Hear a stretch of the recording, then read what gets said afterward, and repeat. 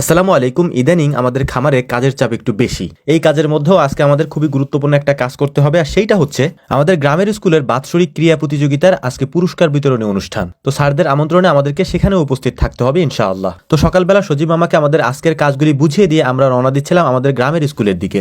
যদিও কাজগুলি সজীব মামাকে বুঝিয়ে দিয়ে আসতে আসতে আমাদের একটু দেরি হয়ে গিয়েছে। তো যাই হোক, আলহামদুলিল্লাহ একটু দেরি হলেও আমরা স্কুলে এসে পৌঁছেছি। এরপর যে অনুষ্ঠানগুলি ছিল সেই অনুষ্ঠানগুলি আমরা দেখতেছিলাম খুব সুন্দরভাবে। আমাদের গ্রামের স্কুলের এই বার্ষিক ক্রীড়া প্রতিযোগিতার আয়োজনটা খুবই চমৎকার একটা অনুষ্ঠান ছিল। ক্রীড়া প্রতিযোগিতার এই অনুষ্ঠানটি খুব সুন্দরভাবে উপভোগ করার পর আমরাও স্যারদের সাথে পুরস্কার বিতরণীতে অংশগ্রহণ করেছিলাম। স্যারদের সাথে আমি যখন ছোট ভাই বোনদেরকে পুরস্কার দিচ্ছিলাম তখন আমার ছোটবেলার স্মৃতির কথা মনে পড়ে যাচ্ছিল। এরকম পুরস্কার ছোটবেলা আমিও পেতাম। তো যাই হোক, আলহামদুলিল্লাহ বিজয়ী ছাত্রছাত্রীদেরকে পুরস্কার দেওয়ার পর স্যারেরা আমাকেও একটি পুরস্কার দিয়েছেন সবাই মিলে একসাথে করে।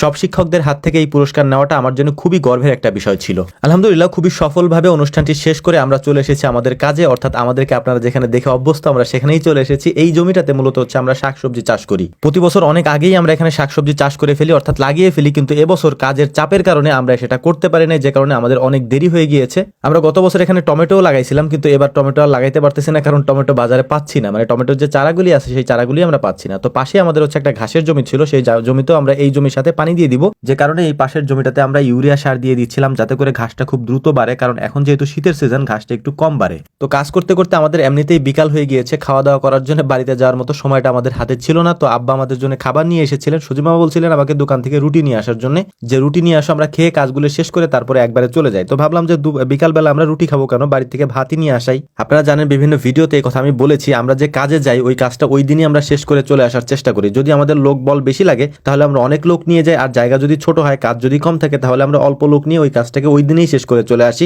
দ্বিতীয় দিনের জন্য ওই কাজটাকে আমরা রাখি না। তো আব্বা আমাদেরকে ভাত দিয়ে চলে গেছে, মানে খাবার টাবার দিয়ে চলে গেছে। এখন মূলত হচ্ছে আমরা এই জমিতে পানি দিয়ে, মানে পানিটা ধরাই দিয়ে তারপর হচ্ছে যে আমরা খাওয়া দাওয়া করবো। এই জন্য সজীব মামা মেশিনটা স্টার্ট দেওয়ার চেষ্টা করতেছিলেন। এখানে সজীব মামার যে ছেলেকে দেখতে পাচ্ছেন, ও হচ্ছে যে টুকটাক এই কাজগুলি পারে। তো ওকে সরাই দিয়ে আমি হচ্ছে যে বললাম যে আমি কল চাপতেছি যাতে দ্রুত পানিটা আসে, আসার কারণে আমরা এটা শেষ করে তারপর আমরা খাওয়া দাওয়া করে যাতে এখান থেকে যেতে পারি আর কি, কারণ সন্ধ্যা হয়ে গেছে অলরেডি প্রায়। তো যাই হোক, আলহামদুলিল্লাহ আমরা পানিটা এখানে ধরাই দিছি, মানে এখন এখানে পানিতে ভিজতে থাকবে জমিটা। এরপরে হচ্ছে যে পাশেই আমরা খাওয়া দাওয়ার ব্যবস্থা করছি। আমাদের আয়োজনটা এখানেই হয়েছে আলহামদুলিল্লাহ আজকে। আর খেতে খেতে একটা জিনিস চিন্তা করতেছিলাম যে আমাদের একটা জায়গায় যাওয়ার কথা ছিল বিকাল বেলা বা সন্ধ্যার দিকে, ওইখানে আমাদের দাওয়াত ছিল। তো চিন্তা করতেছিলাম যে আল্লাহ তাআলা রিজিক কার কোথায় রেখেছেন এটা আসলে আমরা জানি না। আমাদের জন্মের 50,000 বছর আগে আল্লাহ তাআলা আমাদের তাকদির লিখে রেখেছেন, এবং ওই তাকদিরে কি লিখেছেন এটা আসলে আমাদের কাছে একটা কৌতূহলের বিষয়। এর কারণ হচ্ছে ভাবলাম কোথায় খাবো আর কোথায় খাচ্ছি আর কি। তো যাই হোক, আলহামদুলিল্লাহ আমাদের কাছে এইটা অনেক আনন্দের একটা ব্যাপার। এটা হয়তো আপনারা অনেকে বুঝবেন না, এ ধরনের খাওয়াটা আমি অনেক সময় আপনাদেরকে বলে থাকি একটা মানে উপভোগ্যের একটা ব্যাপার।